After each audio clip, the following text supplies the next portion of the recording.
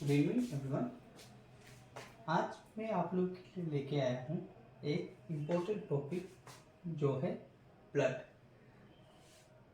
कोई भी पेशेंट हो, किसी तरह का पेशेंट हो, तो जब वो डॉक्टर को दिखाएगा तो डॉक्टर उसकी खून की जांच या ब्लड टेस्ट करवाएगा।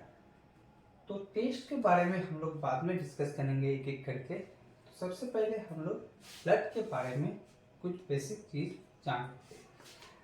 ठीक है, ब्लड क्या होता है? Blood is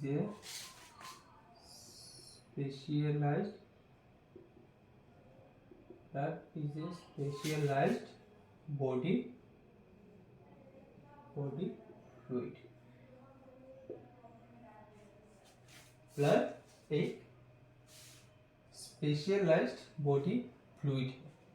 हमारे शरीर में कई तरह की फ्लूइड्स पाए जाते हैं, लेकिन ब्लड जो है वो स्पेशलाइज्ड है। क्योंकि स्पेशलाइज्ड बोला गया है क्योंकि ब्लड के बहुत सारे फंक्शन होते हैं, इसलिए ब्लड को स्पेशलाइज्ड बॉडी फ्लूइड बोलते हैं। तो सबसे पहले ब्लड एक नेचुरल फ्लोराइड होता है। ब्लड एक नेचुरल फ्लोराइड होता है। नेचुरल फ्लोराइड, सबसे पहले ब्लड एक नेचुरल क्लोराइड होता है। अब आपके मन में जाग रहा है कि क्लोराइड क्या है। तो देखिए, जब हम लोग, मान लीजिए आपने घर में चाय बनाया है, तो चाय में दूध, चायपत्ती, चीनी, इलायची, लौंग ये सब डालते, इसके मिक्सचर से हम लोग का चाय बनता है। लेकिन जब हम इसको छाकेंगे तो इसका जो लिक्विड पार्ट है वो नीचे आ जाता है, और जो हार्ड मटेरियल्स होता है जैसे चाय पत्ती, इलायची, ये सब ऊपर बैठ जाता है।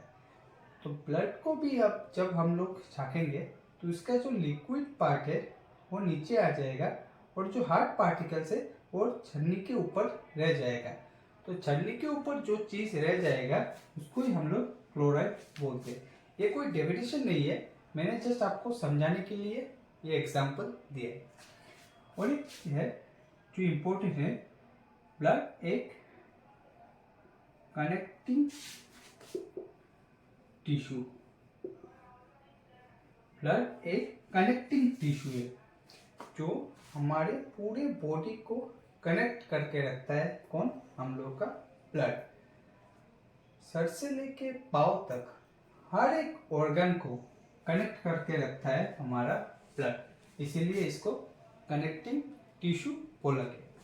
इसका जो पीएच वैल्यू होता है, जो पीएच वैल्यू है वो 7.4 होता है। अगर किसी चीज़ का वैल्यू 7 के नीचे आ जाता है तो इसको हम एसिडिक बोलते हैं, और अगर 7 के ऊपर चला जाता है तो इसको हम एल्कलाइन या बेस बोलते हैं, और अगर 7 होता है तो इसको हम लोग न्यूट्रल बोलते हैं। अगर किसी चीज का पीएच वैल्यू 7 से नीचे आ जाता है तो हम लोग इसको एसिडिक बोलते हैं, और 7 के ऊपर चला गया तो इसको हम लोग बेस बोलते हैं, और 7 में रह गए तो ये न्यूट्रल वैल्यू होता है। तो ब्लड का पीएच वैल्यू कितना है? 7.4, इसलिए इसको हम लोग बेस बोलते हैं। क्या बोलते हैं? बेस। ठीक है। मेल में ब्लड जो होता है वो 5.5 लीटर होता है, और फीमेल में 5 लीटर होता है। मेल में 5.5 लीटर होता है और फीमेल में 5 लीटर ब्लड पाया जाता है। ह्यूमन बॉडी का अगर किसी मेल का या फीमेल का पूरी बॉडी का अगर ब्लड हम लोग मापेंगे तो 5.5 लीटर और फीमेल में 5 लीटर मिलते। अब ब्लड का फॉर्मेशन कहाँ पे होता है? मतलब हमारे बॉडी में जो ब्लड आते हैं उसका फॉर्मेशन कहाँ पे होता है? तो जो एडल्ट होता है उसका बोन मेरो में प्रोडक्शन होता है। बोन मेरो जो हमारे जो बॉडी के अंदर हड्डी होता है, जो बोन होता है, अगर इसको हम लोग तोड़ेंगे तो इसके अंदर, अगर बोन के अंदर हम लोग झाँकेंगे तो एक जालीनुमा स्ट्रक्चर रहता है इसके अंदर ब्राउन कलर का, इसी को हम लोग बोन मेरो बोलते हैं। तो जो एडल्ट होता है उनका बोन मेरो में इसका ब्लड का प्रोडक्शन होता है। और जो एम्ब्रॉय होता है, जो माँ के पेट में होता है, बच्चा जिस दिन से रिजल्ट आया कि पेट में बच्चा है, उससे लेके जब तक बच्चा डिलीवरी नहीं हो जाता है तब तक हम इसको एम्ब्रॉय कहेंगे। क्या कहेंगे? एम्ब्रॉय। तो जो एम्ब्रॉय होता है उसका तो बोन अच्छी तरह डेवलप नहीं हुआ, या अगर हो गया भी है तो ज़्यादा फ्लेक्सिबल होता है, तो इसके अंदर बोन मेरो की डेफिशिएंसी होती है। तब बच्चे का एम्ब्रॉय का लीवर से उसका ब्लड का फॉर्मेशन होता है। लीवर में एम्ब्रॉय का लीवर में ब्लड का फॉर्मेशन होता है। ठीक है, तो इसको हम लोग हटा देते हैं। ब्लड स्टोर कहाँ पे होता है? अगर किसी को हम लोग पूछेंगे कि स्टोर कहाँ पे होता है, तो कोई कोई आंसर देगा आपको कि हमारे हार्ट में ब्लड स्टोर रहता है। तो हार्ट में ब्लड स्टोर नहीं रहता है। जो ऑक्सीजनेटेड ब्लड जो हमारे लंग्स के थ्रू आता है वो हार्ट में आके रुकता है, और हार्ट इसको पंपिंग करके पूरे बॉडी में फैला देता है। तो जो ब्लड है वो स्टोर हार्ट पे नहीं होता है। तो स्टोर कहाँ पे होता है? स्टोर कहाँ पे होता है? तो हमारे स्प्लीन में स्टोर होता है। लेफ्ट साइड में एक गोल ब्लैडर के जैसा एक मांस का टुकड़ा में रहता है, पॉकेट साइज, उसको बोलते हैं हम लोग स्प्लीन। इसी में जाके ब्लड स्टोर रहता है। ठीक है, और एक चीज,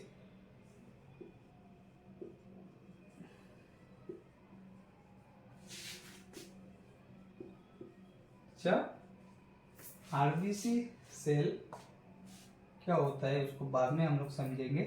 ब्लड में आरबीसी सेल पाए जाते हैं, उसका ग्रेवियट भी स्प्लीन ही होता है। ग्रेवियट का मतलब जो कब्रिस्तान होता है वो भी स्प्लीन ही होता है। आरबीसी स्प्लीन में जाके या अपना मतलब स्प्लीन पे उसका डेड बॉडी सब स्टोर रहता है। ठीक है, स्टोर कहाँ पे होता है? स्प्लीन पे। ग्रेवियट जो कब्रिस्तान होता है वो भी स्प्लीन ही होता है। तो स्टोर हम लोगों ने बोल दिया स्प्लीन, ग्रेवियट भी स्प्लीन हो गए। ब्लड में बहुत सारे कंपोनेंट्स पाए जाते हैं। तो एक होता है कोलेस्ट्रॉल।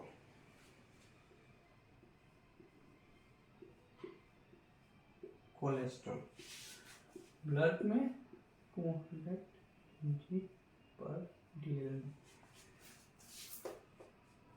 एक डेसीलीटर में 200 mg तक कोलेस्ट्रॉल रहता है, जो नॉर्मल होता है।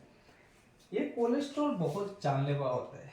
कोलेस्ट्रॉल क्या होता है? एक फैटी एसिड होता है जो हमारे ब्लड में घूमता रहता है। एक चिपचिपा ऑयली टाइप का एक कंपोनेंट्स पाए जाते हैं, जिसको हम लोग कोलेस्ट्रॉल बोलते हैं।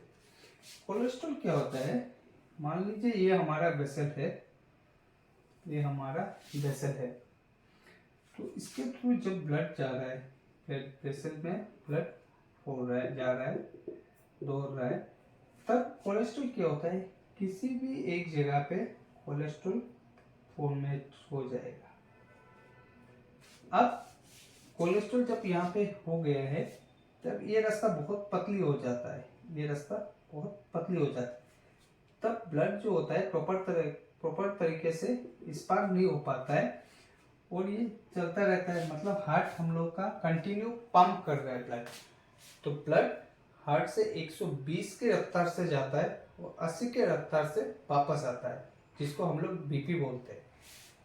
तो जब ब्लड फोर्स कर रहा होगा तो यहाँ पे तो छोटा हो गया है, वेसल छोटा हो गया, तब ब्लड क्या करेगा, जो हमारा वेसल है उसको फटा देगा या उससे फट के ब्लड बाहर आ जाएगा, जिसको हम लोग हेमोरेज बोलते हैं। तो ज़्यादातर आप लोगों ने सुना होगा कि किसी स्ट्रोक पेशेंट में हेमोरेज हो गया है, तो हेमोरेज कोलेस्ट्रॉल के वजह से होता है। अगर ब्रेन का किसी टिश्यू में अगर कोलेस्ट्रॉल की मात्रा जाके अटक गया है, तब यहाँ पे हेमोरेज का चांस रह जाता है। हेमोरेज का चांस होता है कि यहाँ का कोई वेसल फट गया है, इसके थ्रू ब्लड बाहर आ रहा है, तो इसको हम लोग हेमोरेज बोलते हैं। ठीक है, तो कोलेस्ट्रॉल नॉर्मल टेस्ट है, लेकिन अगर इसकी मात्रा ज़्यादा हो गया तो ये जानलेवा भी हो सकता है। तो हमेशा फास्ट फूड, जंक फूड ये सब अवॉइड कीजिए। ऑयली प्रोडक्ट या ज़्यादा ऑयल, मसाला, ये जितना हो सके उतना अवॉइड करके चलिए, तो आपका कोलेस्ट्रॉल मेंटेन रहेगा। ठीक है,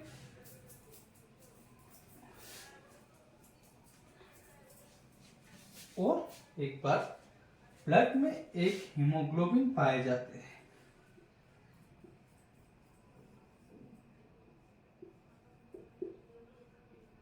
इसको शॉर्टकट में हम लोग एचपी बोलते हैं। हीमोग्लोबिन पाए जाते हैं जिसको हम लोग शॉर्टकट में एचपी बोलते हैं। हीमोग्लोबिन क्या है, बॉडी का आयरन होता है। आयरन को ही हम लोग आयरन होता है, इसकी वजह से हीमोग्लोबिन को एचबी बोलते हैं। इसमें आयरन पाए जाते हैं। हीमोग्लोबिन की वजह से हम लोग का ब्लड जो होता है वो रेड होता है। इसी हीमोग्लोबिन के वजह से हमारा ब्लड रेड होता है। एक एक कंपोनेंट्स का एक एक कलर होता है। जैसे मान लीजिए अगर हम लोग का जो ब्लड में एक बिलिरुबिन पाया जाता है, जो लीवर से होता है, लीवर से प्रोड्यूस होता है, इसका कलर येलो होता है। इसके वजह से अगर किसी पेशेंट को बिलिरुबिन हो गया है तो उसके बॉडी में येलो कलर दिखाई देगा, नाखून में, आँख में येलो कलर दिखाई देगा। तो इसका जो पिगमेंट है वो येलो कलर के वजह से बिलिरुबिन येलो होता है। इसी तरह हीमोग्लोबिन रेड होता है, ब्लड रेड होता है, हीमोग्लोबिन के वजह से ब्लड रेड होता है। अगर इसका कलर मान लीजिए ब्लैक होगा, तो हीमोग्लोबिन का कलर अगर ब्लैक होगा तो हमारा ब्लड भी ब्लैक होगा। हीमोग्लोबिन का कलर अगर येलो होगा तो हमारा ब्लड भी येलो होगा। तो हीमोग्लोबिन रेड है बोल के हम लोगों का जो ब्लड है वो रेड कलर का होता है। ठीक है, अब एचबी परसेंटेज जो होता है, मेल में 14 ग्राम पर डेसिल होता है और फीमेल में 13 ग्राम पर डेसिल में होता है। अगर ब्लड एक डेसिल में मापा जाएगा तो इसमें मेल में 14 होगा और फीमेल में 13 ग्राम होगा।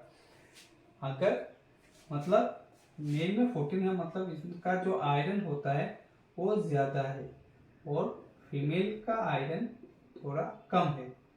अगर एक मुक्का अगर बराबरी मेल को भी मारा जाए और फीमेल को भी मारा जाए तो मेल को उतना नहीं लगेगा जितना फीमेल को लगेगा, क्योंकि फीमेल में आयरन की कमी की वजह से उनको ज़्यादा लगेगा। मेल में थोड़ा आयरन ज़्यादा होता है, इसलिए मेल थोड़ा स्ट्रॉन्ग होता है। इसके वजह से मेल को उतना नहीं लगेगा जितना एक फीमेल को लगेगा। ठीक है, पूरे बॉडी में सर्कुलेट करता रहता है। इसकी खोज सबसे पहले विलियम हार्वे जी ने की थी। विलियम हार्वे जी ने सबसे पहले ब्लड सर्कुलेशन की खोज की थी। तो ध्यान रखिएगा, विलियम हार्वे। कभी क्वेश्चन में आता है कि ब्लड सर्कुलेशन की जांच किसने की थी, तो विलियम इरविन है। अब फंक्शन ऑफ ब्लड, अब ब्लड का फंक्शन जान लेते हैं कि ब्लड क्या काम करता है। तो सबसे पहले देखिए, ब्लड जो होता है वो टेम्परेचर मेंटेन करता है। Temperature maintain, temperature maintain, temperature maintain किस तरह करता है? ब्लड पूरे लगातार पूरे दिन 24/7 हमारा ब्लड पूरे बॉडी में सर्कुलेट करता रहता है। तो जब तक बॉडी में ब्लड सर्कुलेट करता रहेगा तो बॉडी का टेम्परेचर बनता रहेगा। मान लीजिए ये हमारे दोनों हाथ को ऐसे हम लोग अगर घिसते रहेंगे तो कुछ टाइम के बाद देखेंगे कि हाथ गर्म हो चुका है, और अगर घिसना बंद करके हम लोग रखेंगे तो फिर ठंडा हो जाएगा। इसी तरह जब तक हमारी बॉडी में ब्लड सर्कुलेट करता रहेगा तब तक हमारा बॉडी टेम्परेचर मेंटेन होता रहेगा। जब आदमी की डेथ हो जाती है तो उनका बॉडी में ब्लड सर्कुलेशन बंद हो जाता है, इसीलिए बॉडी का जो टेम्परेचर होता है वो ठंडा हो जाता है। ब्लड सर्कुलेट करता रहेगा तो बॉडी टेम्परेचर मेंटेन होता रहेगा। जब ब्लड सर्कुलेशन बंद हो जाएगा तो बॉडी ठंडा हो जाएगा। जो हम लोग न्यूट्रिशन खाते हैं या बॉडी में देते हैं, न्यूट्रिशन सर्कुलेट, जो हम लोग खाना खाते हैं, जो न्यूट्रिशन हम लोग लेते हैं, उसको सर्कुलेट का काम भी हमारा ब्लड करता है। अब देखिए, हम लोगों ने खाना खाया, जो डाइजेस्टिव सिस्टम में है, आप लोग मेरा क्लास डाइजेस्टिव सिस्टम में पढ़ेंगे तब आपको समझाया जाएगा। जो हम लोग खाना खाते हैं, जो स्मॉल इंटेस्टाइन में जिसका एब्सॉर्प्शन हुआ है न्यूट्रिशन का, उसको ब्लड कैरी करके पूरे बॉडी में लेके घूमता रहता है और जिसको चाहिए उसको दे रहा है। तो ब्लड क्या करता है, जो न्यूट्रिशन होता है उसको लेके पूरे बॉडी में घूमता रहेगा और जिसको चाहिए उसको देता रहेगा। और क्या करता है ब्लड, जो वेस्ट प्रोडक्ट होता है उसको भी सर्कुलेट का काम करता है हमारा ब्लड। जो यूरिया एमोनिया हो गया, जो बॉडी के लिए खराब होता है, वो भी ब्लड उसको लेके पूरे बॉडी में घूमता रहेगा, निकालेगा नहीं, लेके घूमता रहेगा। तब मान लीजिए ये हमारा किडनी है, इधर से ब्लड जो वेस्ट प्रोडक्ट लेके आ रहा है, किडनी क्या करेगा, इसको डायलिसिस के द्वारा इससे इसका जो हानिकारक जो प्रोडक्ट होता है उसको अपने पास कर देगा और फ्रेश ब्लड को आगे सप्लाई कर देगा। ब्लड वेसल में वेस्ट प्रोडक्ट जो यूरिया एमोनिया होता है वो ब्लड लेके किडनी में लेके आ गया। किडनी में इसका डायलिसिस हुआ, इसका बाद जो अच्छा ब्लड होता है तो किडनी बोलता है अब तुम आगे जाओ, तो ब्लड आगे जा रहा है। किडनी जो वेस्ट प्रोडक्ट है वो हमारे यूरिन के थ्रू बाहर कर देता है। तो यहाँ पे फिल्टर का काम करता है हमारा किडनी। इसी तरह हर एक पार्ट, लंग्स, लीवर, हार्ट, सबका अलग अलग रोल होता है। तो वेस्ट जो प्रोडक्ट है वो ब्लड लेके पूरे बॉडी में घूमता रहता है।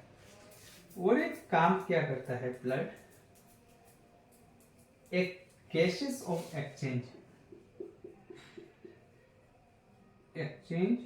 ऑफ गैसेस,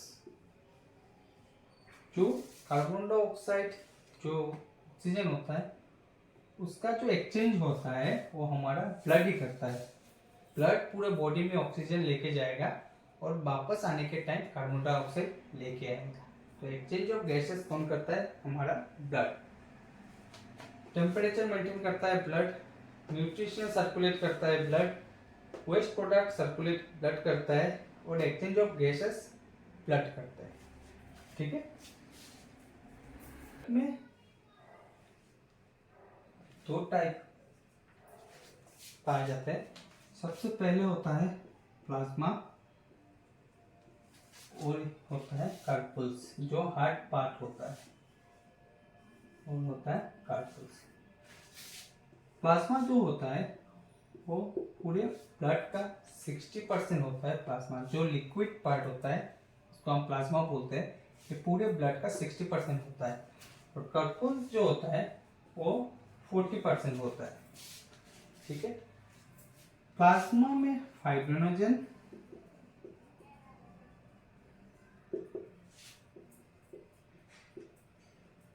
प्रोटॉन भी, कुछ प्रोटीन पाए जाते हैं। ये एंटी कोगुलेंट मतलब है जो ब्लड को क्लोट करता है, वो पाए जाते हैं। तो ये हमारा ब्लड ट्यूब है, इसमें हम लोगों ने ब्लड ले लिया है, इसमें पूरा ब्लड है। कुछ टाइम अगर ब्लड को रखेंगे तो इसमें एक लिक्विड पाया जाएगा जिसको हम लोग प्लाज्मा बोलते हैं, अगर किसी बाइल में हम लोग ब्लड लेके रखेंगे और इसको थोड़े टाइम के लिए अगर रख देंगे तो ब्लड का जो सेल होता है, आरबीसी बहुत सारा होता है, वो नीचे बैठ जाएगा। ऊपर एक येलो कलर का एक लिक्विड पार्ट दिखाई देगा, इसको हम लोग प्लाज्मा बोलते हैं। अगर प्लाज्मा में जो क्लोटिंग होता है, जो एंटी क्लोटिंग होता है, जो फाइब्रिनोजन होता है, अगर इसको हम लोग सेंट्रीफ्यूज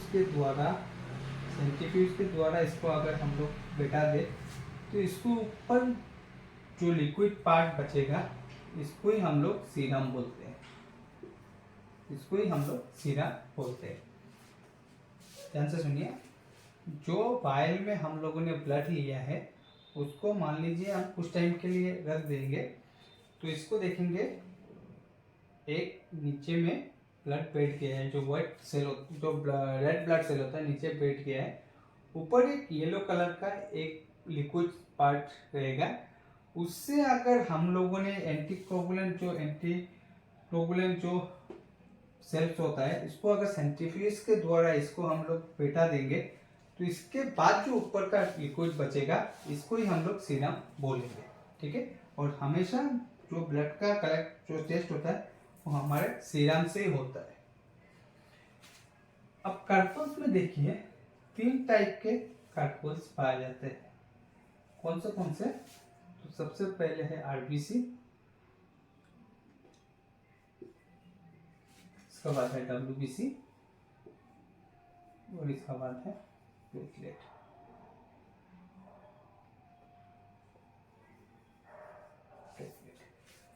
कार्पल्स में क्या क्या आता है? जो 40% बचा हुआ है उसमें क्या क्या आता है हम लोग का? आरबीसी, डब्ल्यूबीसी और प्लेटलेट। तो आरबीसी का एक साइंटिफिक नेम होता है, डब्ल्यूबीसी का भी होता है और प्लेटलेट का भी एक साइंटिफिक नाम होता है। आरबीसी का नाम क्या होता है? एरिथ्रोसाइट।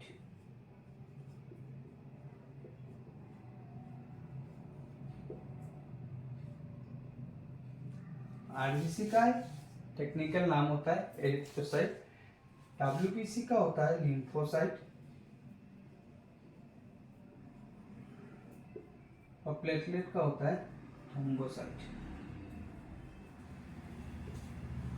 ये इन लोगों का जो टेक्निकल नाम होता है। आरबीसी को हम लोग बोलते हैं एरिथ्रोसाइट, डब्ल्यूबीसी को लिम्फोसाइट, प्लेटलेट को थ्रोम्बोसाइट। लिम्फोसाइट के जो ल्यूकेमिया होता है वो डब्ल्यूबीसी की वजह से होता है। ल्यूकेमिया आप लोगों को पता है, जो ब्लड कैंसर होता है इसको हम लोग ल्यूकेमिया बोलते हैं। वो डब्ल्यूबीसी के ज़्यादा होने से या घट जाने से बीमारी होती है ल्यूकेमिया, जिसको हम लोग ब्लड कैंसर बोलते हैं। एरिथ्रोसाइट जो होता है डब्ल्यूबीसी, वो पूरे कार्पल्स में या बोले पूरे उसमें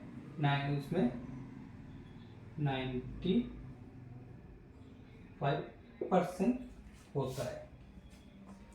पूरे कार्पल्स में 95% सिर्फ आरबीसी होता है, डब्ल्यूबीसी और प्लेटलेट 5% होता है। तो ये दोनों मिला के 5%। अब आरबीसी का जो काउंट होता है वो 50 लक्स होता है। WBC का काउंट जो होता है वो 10,000 होता है। और थ्रोम्बोसाइट जो होता है प्लेटलेट, ये होता है हम लोग का 2 लाख। RBC कितना होगा? 50 lakh, WBC 10,000, platelet 2 lakh. RBC का ऊपर वाले ने बोला है जो यूनिवर्सल ट्रूथ है, जो जीवित है उसको कभी ना कभी मरना पड़ता है। इसी तरह RBC का भी एक डेथ लाइन होता है, इसके बाद RBC भी मर जाता है। तो RBC का डेथ लाइन होता है 120 डेज, WBC का है 4 डेज और प्लेटलेट का है 7 डेज। अब देखिए 120 दिन के बाद RBC, 4 दिन के बाद WBC और 7 दिन के बाद प्लेटलेट मर जाएगा। तब इन दोनों को लाइसोसोम, इन दोनों में लाइसोसोम पाए जाते हैं। इसके वजह से ये लाइसोसोम WBC और प्लेटलेट को खा लेते हैं, लेकिन इसमें कोई लाइसोसोम नहीं होता है, इसलिए RBC को हमारा स्प्लीन पकड़ के रखता है। जो ब्लड बॉडी में घूमता रहता है उसमें डेथ RBC भी तो होगा, तो स्प्लीन में जाके अटक जाएगा। तो पहले मैंने आपको समझाया था ग्रेवियट RBC का ग्रेवियट स्प्लीन को कहा जाता है, क्योंकि RBC में कोई लाइसोसोम नहीं है, इन दोनों में लाइसोसोम है बोल के इन दोनों को लाइसोसोम खा लेता है या डिस्ट्रॉय कर देता है। RBC में कोई लाइसोसोम नहीं है, इसलिए इसको स्प्लीन में जाके डेथ होता है। तो स्प्लीन जो डेथ सेल होता है, जो डेथ RBC होता है, इसको पकड़ लेता है। ठीक है, तो ये था ब्लड का बेसिक थिंग। अब RBC, WBC और प्लेटलेट हमारे बॉडी में क्या काम करते हैं, इसको लेके डिस्कस करते हैं।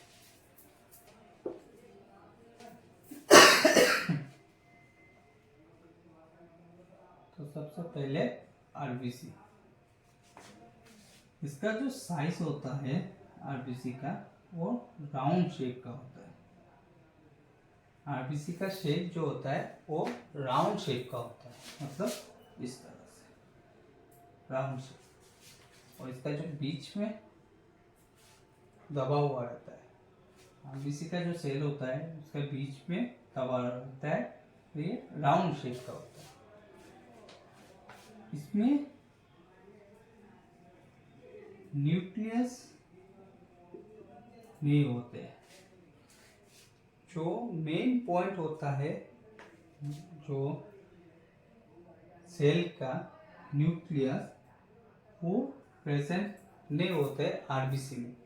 अगर आप किसी लैब में जाके RBC देंगे और बोलेंगे कि इससे DNA और RNA निकलना है, DNA और RNA निकलना है, तो नहीं सकेगा, क्योंकि इसमें न्यूक्लियस ही नहीं है। मतलब जो केंद्रक होता है, जो सेल का जो मेन पॉइंट होता है, सेंटर होता है, वो RBC के सेल में नहीं होता है।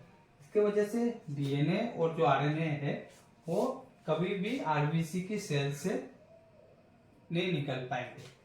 इसके बाद RBC में लाइसोसोम नहीं होते हैं, नहीं, इसलिए लाइसोसोम नहीं होते।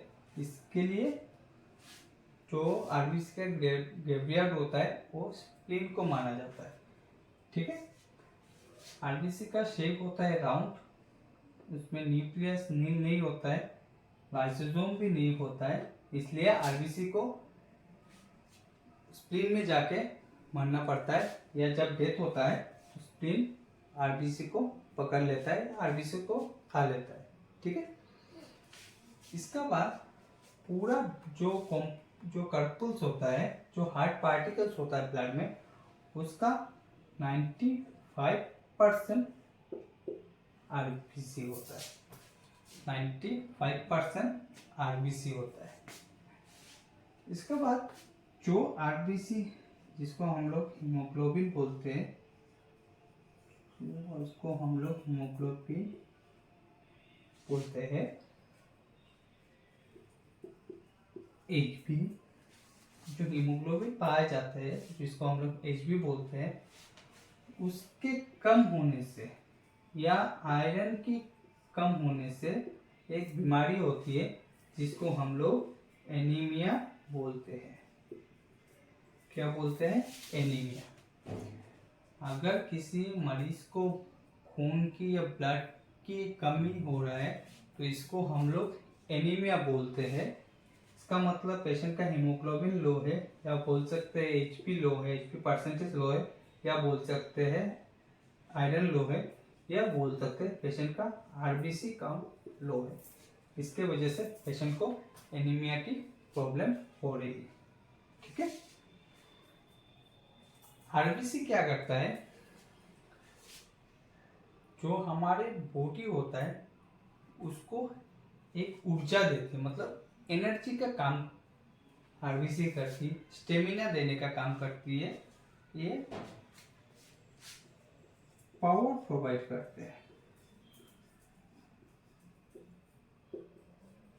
पावर प्रोवाइड करते हैं। मतलब आप लोग देखे होंगे, कोई बोलता है इसका खून बहुत गर्म है, ये झगड़ा करता है, इसका खून गर्म है, तो मतलब इसका जो आरबीसी है वो बहुत ज्यादा है या बहुत स्ट्रॉन्ग है, इसके वजह से ये इसको पावर प्रोवाइड कर रहा है। कौन? आरबीसी। ठीक है।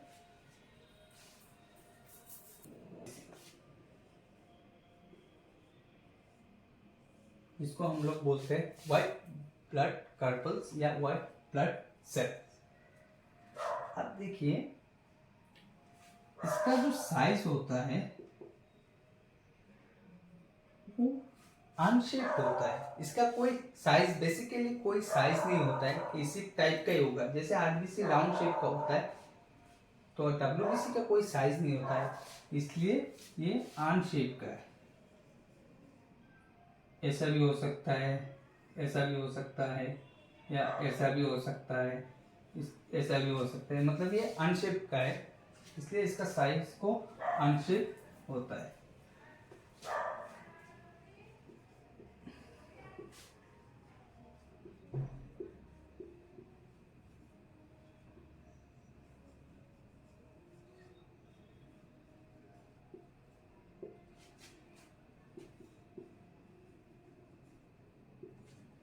इसमें न्यूक्लियस प्रेजेंट होते हैं, इसके वजह से अगर आप किसी लैब में जाके डब्ल्यूबीसी का सैंपल देंगे तो इससे आपको डीएनए और आरएनए की जांच हो सकता है, क्योंकि इसमें न्यूक्लियस पाए जाते हैं। इसके वजह से आपका इससे डीएनए और आरएनए निकाल पाएंगे। इसमें लाइसोसोम प्रेजेंट होता है, इसके वजह से जब डब्ल्यूबीसी का डेथ होता है तो लाइसोसोम उसको खा जाता है या डिस्ट्रॉय कर देता है। तो लाइसोसोम इसमें प्रेजेंट होता है, न्यूक्लियस प्रेजेंट होता है, और ये अनशेप का होता है। और डब्ल्यूबीसी में कुछ कंपोनेंट्स पाए जाते हैं जो हमारे बॉडी को प्रोटेक्ट करते हैं, प्रोटेक्ट आवर बॉडी, जो बीमारियों से लड़ने का काम करता है हमारा डब्ल्यूबीसी। जो बीमारी, जो डिजीज, जो वायरस, जो बैक्टीरिया हम लोगों के बॉडी में एंटर करता है तो इसके साथ लड़ाई करता है कौन? हमारा डब्ल्यूबीसी। किस तरह करता है? डब्ल्यूबीसी में कुछ टाइप होता है, एक है एंटीबॉडी,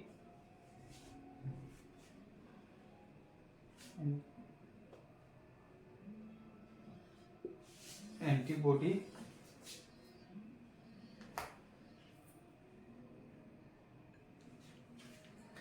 दूसरा है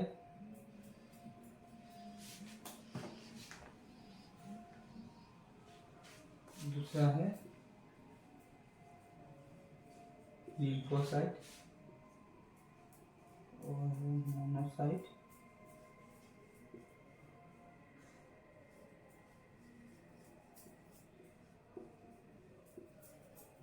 न्यूट्रोफिल,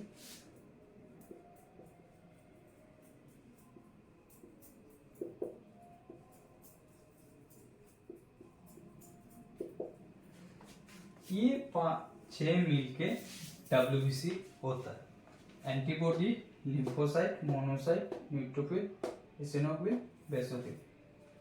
मेन रोल जो होता है ये 3 का होता है। ये 3 का रोल होता है, लेकिन इतना नहीं होता है जितना इन तीनों का होता है। तो मान लीजिए कोई बैक्टीरिया हमारे बॉडी में एंटर किया है, कोई बैक्टीरिया हमारे बॉडी में एंटर किया है, तो सबसे पहले इसको एंटीबॉडी देखेगा। कौन देखेगा? एंटीबॉडी। जब एंटीबॉडी इसको डिटेक्ट कर देगा कि ये बाहर से कोई जर्म्स अंदर घुस रहा है, तो ये जाके बुलाएगा, क्योंकि अगर एंटीबॉडी से जर्म्स बहुत ताकतवर होते हैं तो ये एंटीबॉडी डर जाता है कि अकेले मैं इसके साथ कैसे लड़ाई करूं। तब एंटीबॉडी क्या करेगा? जाके बुलाएगा लिम्फोसाइट को। ये लिम्फोसाइट भैया उठिए, जाम ने हमला कर दिया, ये जाम ने अटैक कर दिया। तो एंटीबॉडी जाके बुलाएगा लिम्फोसाइट को। तब ये दोनों मिलके, एंटीबॉडी और लिम्फोसाइट मिलके इसके ऊपर अटैक करेगा। पहले एंटीबॉडी था, चांस थोड़ा पावर था, अब ये दोनों मिल गए हैं तो इनका जो पावर होता है वो भी डबल हो चुका है। ये दोनों जाके लड़ाई करेगा, किससे? वायरस या बैक्टीरिया से। अब दोनों लड़ाई करने के बाद चांस को मार दिया है, तो चांस को मारने के बाद लिम्फोसाइट चला गया। एंटीबॉडी फिर क्या करेगा? जाके बुलाएगा मोनोसाइट को। एंटीबॉडी पहले किसको बुलाया? लिम्फोसाइट को। मोनोसाइट को डिस्टर्ब नहीं किया, मोनोसाइट सो रहा था, लिम्फोसाइट भी सो रहा था। तो एंटीबॉडी ने सबसे पहले बुलाया लिम्फोसाइट को कि लिम्फोसाइट भैया उठिए, जाम ने अटैक कर दिया है। तो लिम्फोसाइट उठ के एंटीबॉडी के साथ मिलके जाम्स को अटैक किया और जाम्स को हरा दिया। हराने के बाद लिम्फोसाइट चला गया। एंटीबॉडी क्या करेगा? जाके मोनोसाइट को बोलेगा कि मोनोसाइट भैया हम लोगों ने जाम्स को मार दिया है, अब आप इसको निगल लीजिए या खा लीजिए। तो जब मोनोसाइट इसको जाम्स को खा लेगा तब मोनोसाइट का साइज बड़ा हो जाएगा। तो WBC में सबसे बड़ा सेल किसका होता है? मोनोसाइट का होता है, क्योंकि उसने जाम्स को खा लिया है। जाम्स को निगलने के बाद इसका साइज ऑटोमेटिकली बढ़ जाएगा। तो WBC में अगर किसी सेल का साइज सबसे बड़ा होता है तो ये मोनोसाइट का होता है। अब देखिए, एंटीबॉडी ने देखा, ये मान लीजिए एंटीबॉडी पुलिस का काम कर रहा है, पुलिस एंटीबॉडी। तो पुलिस ने देखा है यहाँ से कुछ टेररिस्ट अंदर घुस रहे हैं, ये बॉर्डर है मान लीजिए, इससे कुछ टेररिस्ट अंदर घुस रहे हैं। तो पुलिस क्या करेगा? सबसे पहले एक बैरिकेड डालेगा। पुलिस क्या करेगा? सबसे पहले एक बाउंड्री बनाएगा या बैरिकेड करेगा। इसका बाद देखेगा पुलिस कि इन लोगों का हथियार बहुत सारा है, बहुत स्ट्रॉन्ग है। तो पुलिस क्या करेगा? आर्मी वालों को बुलाएगा। मान लीजिए लिम्फोसाइट आर्मी, तो पुलिस क्या करेगा? आर्मी को बुलाएगा। तभी पुलिस और आर्मी मिलकर टेररिस्ट पे अटैक करेगा और इसको मार देगा। जैसे मान लीजिए अगर कोई एक बर्फीली पहाड़ है, उसमें अगर टेररिस्ट ने हमला किया है, उसमें पुलिस तैनात था, तो पुलिस ने देखा कि यहाँ से टेररिस्ट अटैक कर रहे हैं, तो पुलिस ने बैरिकेड डालने के बाद आर्मी को बुलाया, मतलब लिम्फोसाइट को बुलाया। पुलिस और आर्मी मिलके जो टेररिस्ट है उसको मारने के बाद आर्मी ने अपना काम कर दिया है। अब पुलिस क्या करेगा? जो एयर बेस है उसको बोलेगा कि हम लोग ने दुश्मन को मार दिया है, अब आप उसके डेड बॉडी को लेके जाइए। इसी तरह एंटीबॉडी और लिम्फोसाइट मिलके जर्म्स को मारता है। लिम्फोसाइट मारने के बाद चला जाता है, एंटीबॉडी जाके मोनोसाइट को बोलता है कि हमने जर्म्स को मार दिया है, अब खा लीजिए। तो एंटीबॉडी ने देखा, लिम्फोसाइट ने मारा और मोनोसाइट ने इसको खा के खत्म कर दिया। इन तीनों का ज्यादा रोल नहीं होता है, इन लोग भी एक एलर्जी का, एक हमारे स्टेमिना बूस्टर का, ये सब का काम कर, ये सब का जो इन्फेक्टेड होता है उसको मारने का काम करता है ये तीनों। तो इनका इतना रोल नहीं होता है, इन तीनों का जितना रोल होता है। ठीक है, अब आता है प्लेटलेट।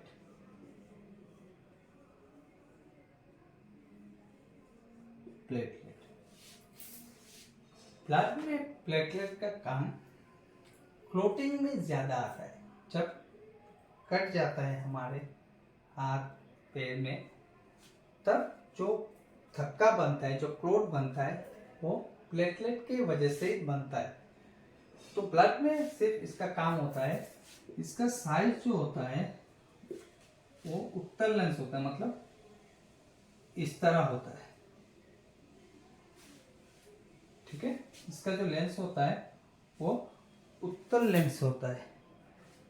उत्तल लेंस का मतलब होता है जो कॉन्वेक्स लेंस का जो कॉन्वेक्स लेंस होता है। साइज जो होता है वो कॉन्वेक्स लेंस होता है। इसमें भी न्यूक्लियस प्रेजेंट नहीं होता है, मतलब प्लेटलेट से भी आप आरएनए या डीएनए की जांच नहीं कर पाएंगे क्योंकि इसमें न्यूक्लियस नहीं होता है। डब्ल्यूबीसी में न्यूक्लियस नहीं होता है और प्लेटलेट्स में न्यूक्लियस नहीं होता है। डब्ल्यूबीसी में प्लेटलेट्स होता है, तो डब्ल्यूबीसी से हम लोग आरएनए और डीएनए की जांच कर सकते हैं, लेकिन प्लेटलेट्स और आरबीसी का डीएनए और आरएनए का जांच हम लोग सैंपल से नहीं कर सकते क्योंकि इसमें न्यूक्लियस प्रेजेंस नहीं होता है। ठीक है, प्लेटलेट्स पूरे बॉडी को पावर सप्लाई करता है। अगर आपके बॉडी में प्लेटलेट्स की काउंट ज्यादा है या नॉर्मल है तो आपको पावर प्रोवाइड करता रहेगा। मान लीजिए आप 6 बजे पढ़ाई करने बैठे, तो आप लगातार 10, 11, 12, 1, 2 बजे तक आप पढ़ाई कर सकते हैं प्लेटलेट की वजह से। अगर आपका प्लेटलेट कम हो गया है तो आप 6 बजे पढ़ाई करने स्टार्ट करेंगे, 6:30 बजे आप पढ़ाई बंद कर देंगे, आपको सुस्ती आएगी, आपको नींद आएगी, पढ़ाई में मन नहीं लगेगा। तो प्लेटलेट के वजह से आपको जो पावर मिलता है वो प्लेटलेट के वजह से मिलता है। अगर प्लेटलेट काउंट कम हो गया है तो आपका किसी भी चीज में मन नहीं लगेगा। जो डेंगू बीमारी होता है वो प्लेटलेट को ही कम कर देता है। डेंगू बीमारी में प्लेटलेट काउंट बहुत कम हो जाता है, इसके वजह से डब्ल्यूबीसी भी कम होता है, प्लेटलेट का भी काउंट होता है। इसी की वजह से बुखार ये सब जो इन्फेक्टेड होता है वो लगा रहता है। तो प्लेटलेट हम लोगों को पावर प्रोवाइड करते हैं। हमारे बॉडी में जो एनर्जी मिलता है वो प्लेटलेट के वजह से मिलता है। बेसिकली तो ग्लूकोज के वजह से मिलता है, बॉडी में जो सेल को एनर्जी चाहिए वो ग्लूकोज के वजह से मिलता है, लेकिन ब्लड से जो हम लोगों को पावर मिलता है वो प्लेटलेट की वजह से मिलता है। तो डब्ल्यूबीसी ने हम लोग को पढ़ाने का, डब्ल्यूबीसी अगर ठीक ठाक है, डब्ल्यूबीसी नॉर्मल है, तो आपका पढ़ने का जो मन है, जो स्टेमिना है, वो आपको प्रदान करेगा कौन? डब्ल्यूबीसी। और प्लेटलेट आपको पढ़ने का मतलब ज्यादा पढ़ने का स्टेमिना प्लेटलेट आपको प्रोवाइड करेगा। तो आप अगर आपका ब्लड ठीक है, डब्ल्यूबीसी आरबीसी और प्लेटलेट काउंट नॉर्मल है तो आप पढ़ाई में भी किसी भी काम में आपका मन लगा रहेगा। अगर इनमें से किसी भी चीज का काउंट कम हो रहा है तो आप एक बार डॉक्टर को मिल लीजिए। डॉक्टर अगर आपका ब्लड कम आ रहा है तो डॉक्टर आपको एक कैप्सूल देगा, आयरन की गोली देगा 1 महीने के लिए या 15 दिन के लिए। इसका बाद आप में खून की मात्रा ज़्यादा हो जाएगा, आपको HIV और एड्स से बहुत खतरनाक बीमारी होता है। वो क्या करते हैं, जो WBC में लिम्फोसाइट होता है,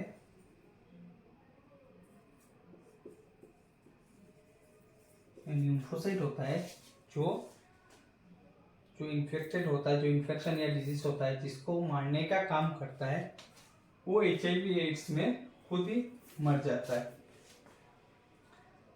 तो जब लिम्फोसाइट ही मर जाएगा तो इसमें एक तो HIV अटैक कर रहा है, HIV का वायरस घुस गया है और उसमें तरह तरह की वायरस इन्फेक्शन घुस जाएगा, क्योंकि जो हमारे बॉडी में जो डिजीज से या वायरस से या बैक्टीरिया से लड़ने का काम करता है लिम्फोसाइट, वही नहीं बचेगा। जब HIV लिम्फोसाइट नहीं रहेगा तो अगर किसी वायरस या बैक्टीरिया ने अटैक किया होगा तब एंटीबॉडी जाके बुलाएगा किसको, लिम्फोसाइट को। लिम्फोसाइट को जब बुलाने जाएगा तो लिम्फोसाइट ऐसे ही मरा हुआ है, तब एंटीबॉडी देखेगा कि लिम्फोसाइट तो मर गया है, तब एंटीबॉडी जाके बाकी को बोलेगा, मोनोसाइट, न्यूट्रोफिल, इसिनोफिल, ये सब अलग अलग को बोलेगा। लेकिन जो इम्पोर्टेंट आर्मी होता है लिम्फोसाइट, वही मर जाता है HIV और एड्स में। तो HIV और एड्स बहुत खतरनाक बीमारी होती है, जो हमारे मेन बॉडी का जो प्रोटेक्ट करने का जो सेल्स होता है लिम्फोसाइट, उसको ही पहले मार देता है। ठीक है, तो आज ब्लड का इतना ही टॉपिक था। अगले पार्ट में हम लोग ब्लड क्लॉटिंग कैसे बनता है इसी को लेके आज हम लोग डिस्कस करेंगे। तो आज के लिए बस इतना ही। जय।